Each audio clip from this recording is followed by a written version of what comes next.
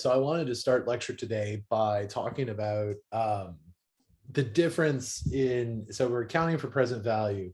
And in the last time we met, in the last series of videos, we talked about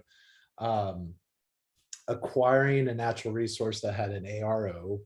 And so understand that AROs, of course, are a little different than notes. ARO is an expected future obligation tied to an asset, typically a natural resource.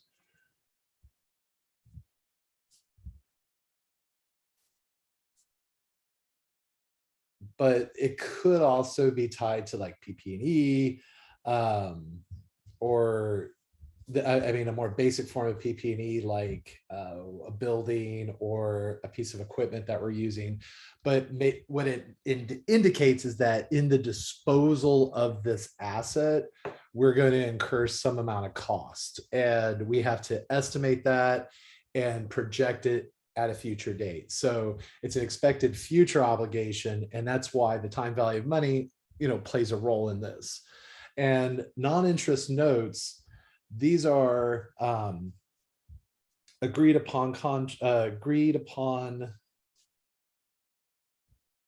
contractual amounts due in exchange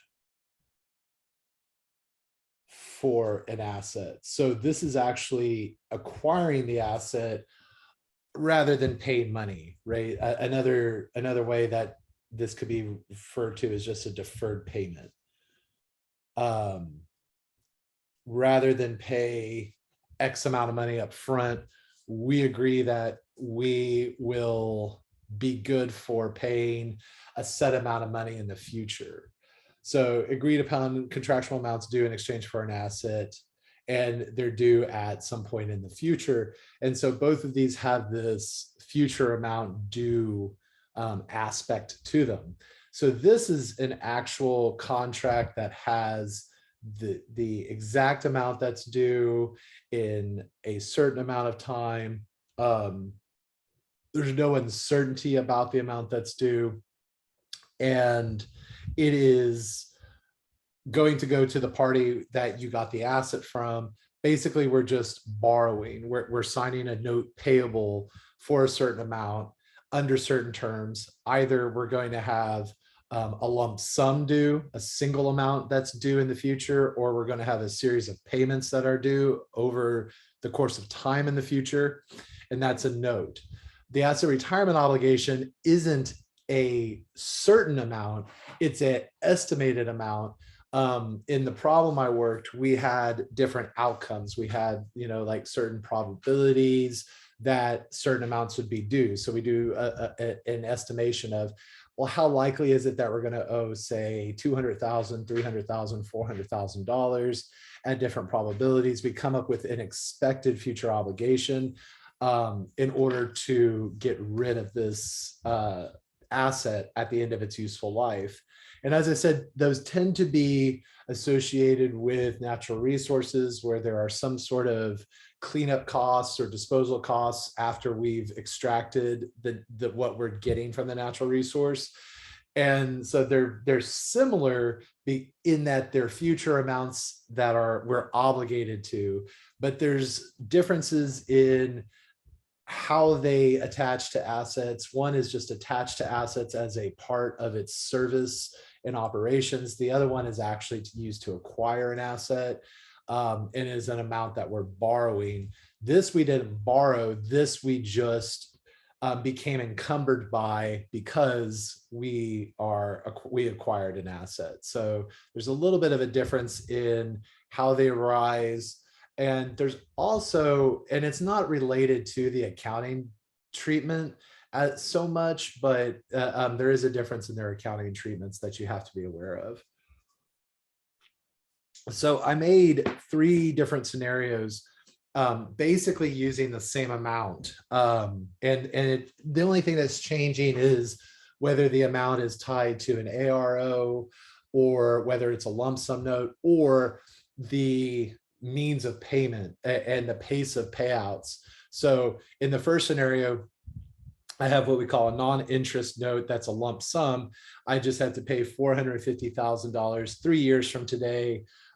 There's no stated or explicit interest payments. So that means that I buy whatever the item is that I'm buying, whatever fixed asset it is.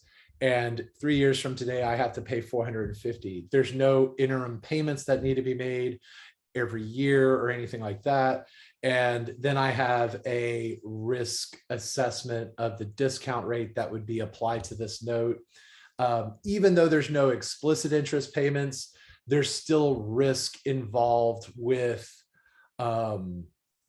allowing someone to take an asset and then promise to pay in the future. And so this little sentence just tells me basically the person who bought the asset, the borrower, people that sign notes with risk similar to this borrower typically paid 3% for those notes. So this is a risk adjusted amount that we're going to apply to the note when calculating its present value.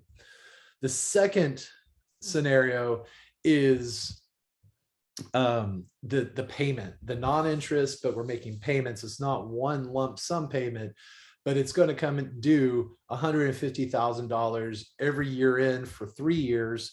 And so that changes a little bit in terms of what factors, what the value of that is today, because the payments are coming in at a different schedule. I'm not just getting one huge amount 3 years from now, I'm getting 150 every year for 3 years. And so that first year in payment has less time, less of a time value of money translation issue versus the third $150,000 payment, which is coming 3 years from today. There's no stated or explicit interest on this. Again, similar to the lump sum, all we're doing is making $150,000 payments. Those aren't interest. Those are actually payments just paying off the note. And then again, we have a 3% discount rate because yes, this person's taking an asset and they're signing a note that they have to pay $150,000 every year for 3 years. But there is a certain amount of risk. We're not just going to give them something that's worth $450,000 because they're paying $150,000 3 times over 3 years, because they could default. We need to earn some amount of return as the person who's allowing them to do this, and we're going to earn that return at 3%. And then finally, we have the ARO situation. $450,000 estimated obligation to dispose of mining operations 3 years from today. So notice now we have an estimated obligation. It's not a set payment that we have to pay $450,000. This is what we think we're going to pay. And we're going to discount it 3 years at a 3% rate. And this is a little bit different because we're not borrowing money. So there's no reference to like notes from borrowers with a similar risk priced at 3% discount. Now we just have a 3% rate appropriate given the risk-free rate.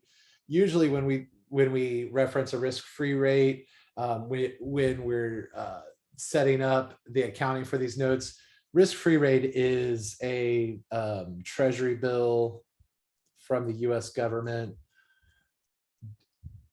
The yield from that over the same amount of time.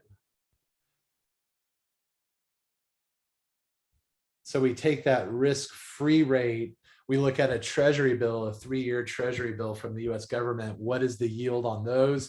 And then we make a slight credit adjustment for the company who is actually obligated through the ARO to pay the estimated amount in the future.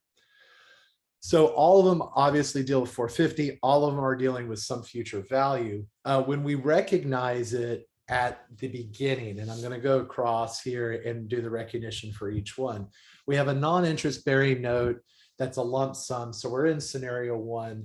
We have 450 that's due 3 years from now. So in order to record this, the first thing that that the notes will share in common is that whatever we're acquiring, we'll just say that we're acquiring equipment. So we are the note signer, we're getting some equipment, and we're getting this equipment and we're signing a future obligation that is beholding us to pay 453 years from now. When you have this lump sum payment, you write the note at its face value. That's how we account for the note payable. The note payable is that obligation. It's at its face value, because ultimately when we pay this off, we're going to credit cash $450,000 and debit the note payable, and that's going to happen in 3 years. The equipment, though, it's not valued at 450,000 because we're paying this amount 3 years from now. So we're receiving the equipment today. So the $450,000, since it's a future value that we're going to receive, is not the value this equipment would sell for today. The value it would sell for today is given by its present value. And the way that we calculate the present value of this note is to look, you can use a financial calculator. I have a couple of tables pulled up that look at present value. And there's two types of present value tables that we're going to look at today. Present value of an annuity, and it has the periods down the column, the interest rates over the top, and the present value of $1. So those are two distinct tables. We're going to use them. One of them is going to be for that payment scenario. The other one's going to be for the lump sum scenario. The present value of $1 is just, well, what is $1? What would $1 be at 3% 3 years from now? What's that present value? So this is telling me that if I have this note that's due in 3 years and it is discounted at a 3% rate, that $1 3 years from now at a 3% rate is only worth 91.5 cents today. So if that's the rate of $1, then if we're talking about $450,000, then all we need to do is multiply 450,000, what we're going to receive, or what we're going to pay in this case 3 years from today, by this amount, 0.91514.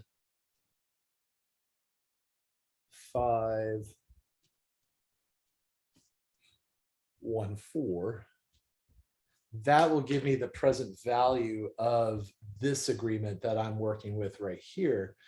So we take the $450,000 payment in 3 years, multiply it by that table factor I just pulled, and we get the present value of that amount of money at a 3% rate. And it comes out to $407,313.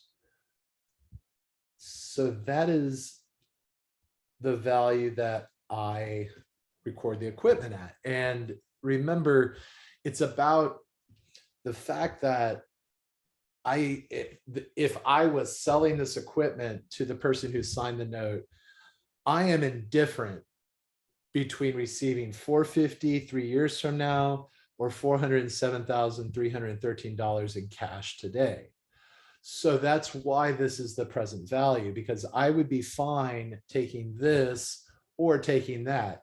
And what set that present value, of course, is the fact that I had 3 years that I was considering building interest over, and the interest rate that I judged appropriate for the person who I'm selling the equipment to was 3%. Now, maybe if they were a riskier person, I would have had to apply maybe a 5% discount rate, because I would want to earn more of my money over those 3 years based on the fact that they are less likely to be able to pay me off.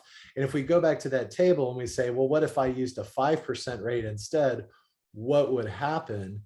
If you used a 5%, then a 5% over 3 years, the amount of equipment that you would be willing to sell them would only be like 86.3 cents on the dollar. And so that would drop the present value of the equipment. Essentially, you would want to be able, you would be willing to sell them less valuable equipment if they were a 5% risk factor over that amount of time. So just kind of working your way around present values and figuring out what they indicate. Again, it's that cash equivalent price. If someone's super risky, then I would not, the equivalence between $450,000 3 years from now and what amount of money I would take today for that changes. And so now I'm earning a 5% risk. That makes it, if I was to do that one instead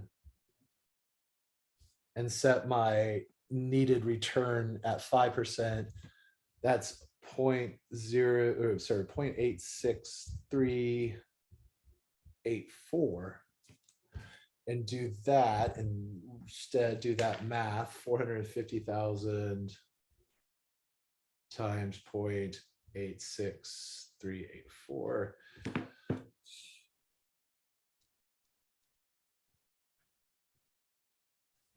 So now I have a much smaller present value because of the larger discount rate. That was N equals 3, I equals 5%. And that's going to create a larger gap between what I'm giving them today and what I'm receiving in the future. And ultimately what that does is it influences the discount on the note that I'm recording here. And these discounts are reflective of, if you recall, we talked about this a little bit in notes receivable, the total interest earned on the note.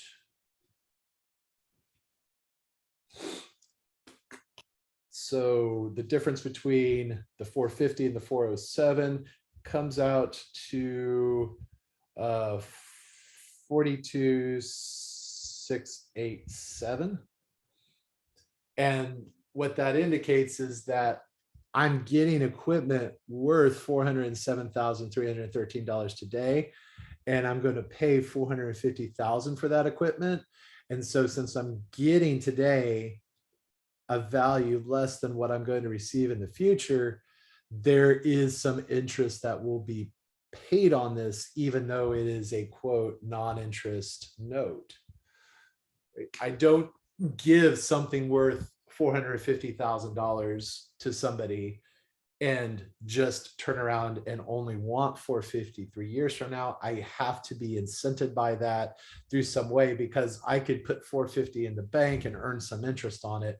So this is driving the amount of interest I'm earning. If someone's riskier, then I need to earn more interest. And basically I'm not willing to give something with as much value to this person. I'm actually said, well, wait, I only want to give them something worth 388,728, even though I'm still getting 450 from them if they're a 5% risk. If they're a 3% risk, then I'm more willing to give them something of greater value for $450,000. And so it's good to just start developing a sense of like what the interest rate risks are capturing, how they affect how we record this item. Basically, as the interest rate rises, the present value falls, and I earn more interest over the course of the note. When it comes to a non-interest bearing note that has payments instead of a single lump sum, the first entry doesn't change, because the total amount that I'm going to pay off, those $150,000 payments, remember, they're not interest. So each $150,000 payment is going to go to pay off the note payable. And so in total, I'm still paying off a note of $450,000. Now, one thing that does change is the determination of the present value, because it's no longer a lump sum. And instead it's an annuity, it's an equal payment over time. And so the table then I have to reference is no longer the present value of $1 that I'm getting 3 years from now, but it's the present value of what we call an annuity. And it's 3% over the course of 3 years.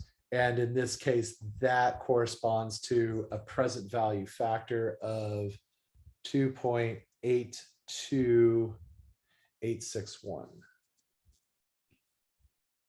But I use it in the same way, percent, look at the number of periods. We're getting 3 payments over 3 years. So that corresponds to the 3 on the column here on the number of periods. And then I apply that factor to the amount of the payment, not the total, because if I put 450 here, it would be signaling that I'm getting 3 payments of 450, and that's the present value of 3 payments of 450. But I'm getting 3 payments of 150. I apply this annuity, this amount being the amount of each separate payment. And that gives me the present value of this guy, 150 times 2.82861, tells me that this present value is 424,291.50. I'm going to just round it up when I put it up here.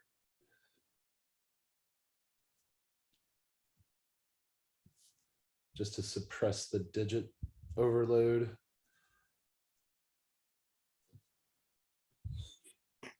And again, if I thought that the person that I was allowing to take this equipment off my hands for the 3/150 payment notes was a little bit riskier, then I would go up to a higher risk value. And what happens, again, the table factor drops, and it will ultimately give me a lesser present value. I would take 150 times 2.72325.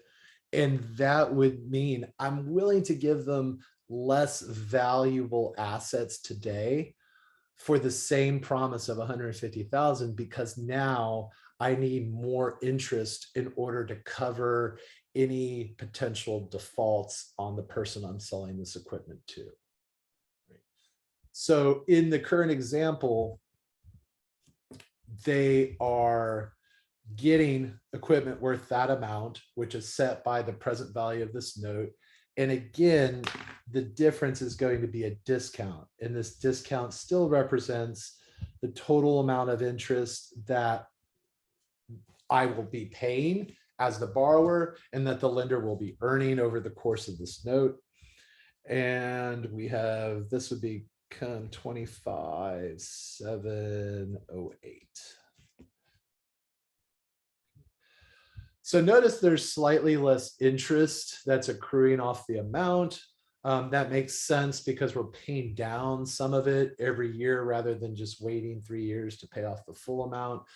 But it is the only thing that changes between these two is the amount and the present value that's assessed based on the delivery of the payments. A total amount 450 here versus 150 for every year for 3 years.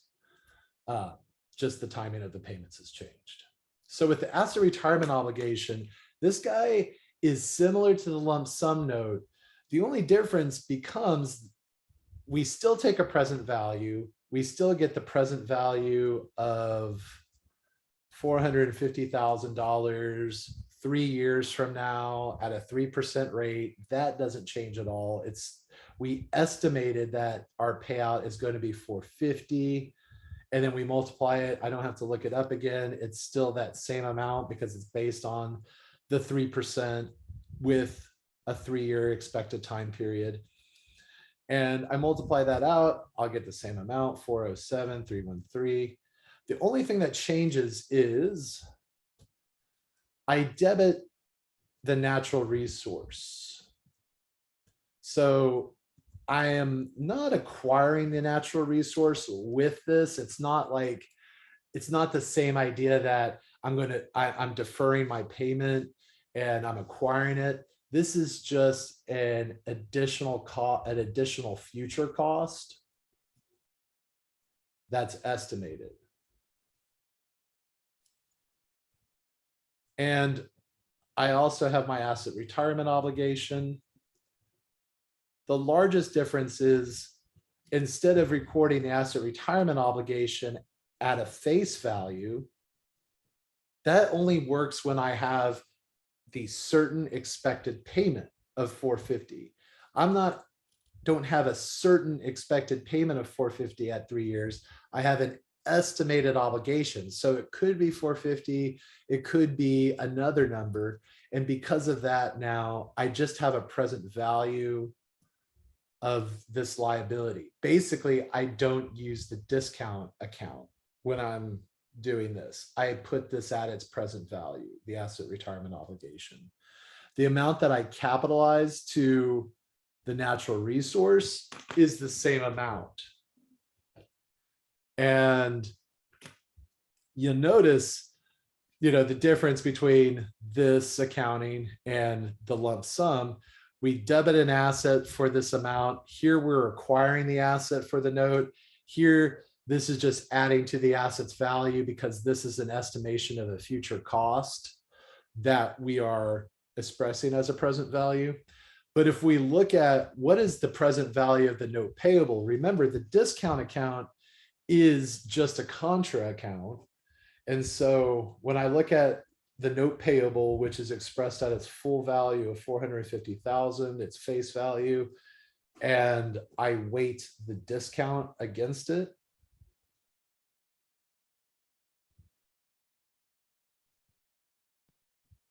when I take 450 and subtract that off, because that's what I do with contra accounts as they are being combined with their parent account to express a value on the balance sheet, I would get that the note payable is at this amount, and that would be its book value on the balance sheet. So the note payable in the asset retirement obligation are actually at the same amount when recorded on the balance sheet. The only difference becomes that in the expression of the note, I have a contra account that puts it at present value on the balance sheet. It's kept at $450,000 in the ledger account, versus over here, I don't have any discount on the asset retirement obligation, reducing it. I just go ahead and net out that amount as I record it. So it's a small difference, but there is a difference in the accounting. And it does have to do with the fact that this is a certain amount of money that will be paid out versus this 450 is just an estimated amount that we're getting a present value for. It's not a certain payout. It's a function of a bunch of different estimates of what we could pay, and we've alighted upon the 450 as the expected payout. So some differences there. And really, it doesn't pay to memorize this stuff because, like I said, present value is going to be so instrumental in valuing investments and valuing bonds, in valuing leases, other things that it can start to tie into. There's a lot of items in accounting that we use present value calculations for. And like I said, this tends to be a part of accounting that gets a little tricky for some people, especially because it starts getting into interest rates and risk and finance and things that accounting students aren't necessarily always just 100% comfortable with.